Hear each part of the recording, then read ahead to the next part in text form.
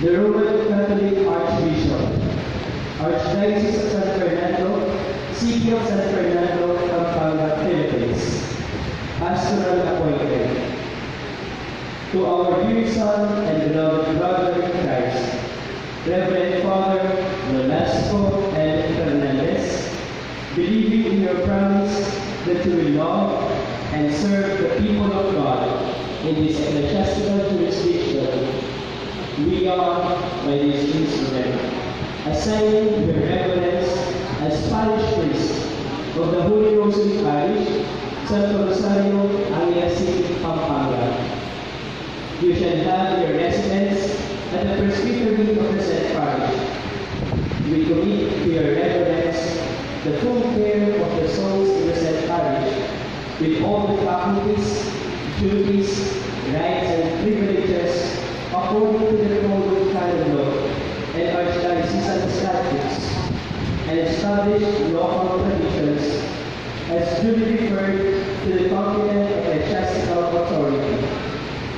Moreover, we trust that those matters entrusted to your attention and all the other affairs or concerns subject to your ministry will be executed with pastoral charity, zeal, accountability, prudence, and integrity.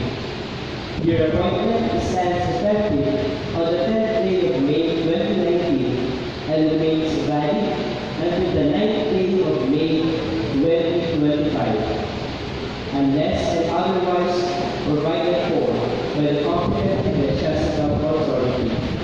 May pastoral charity confirm to the heart and mind of Jesus, the Good Shepherd, given this 10th day of May in the year of our Lord 2019, and of the Heteros Remedios Repository Chapel, City of San Fernando, Pampanga.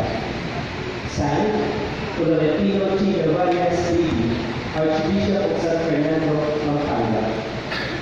Signed, Reverend Father Danny Q. Chancellor.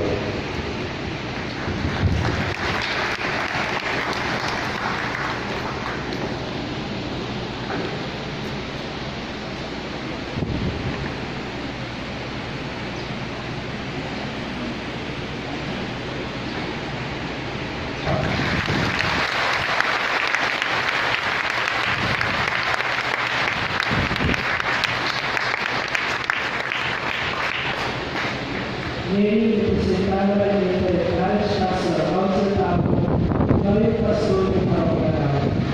Also in the Ulawaki in Akar, in Federal Chancellor Council in Paranaque sa Rosal.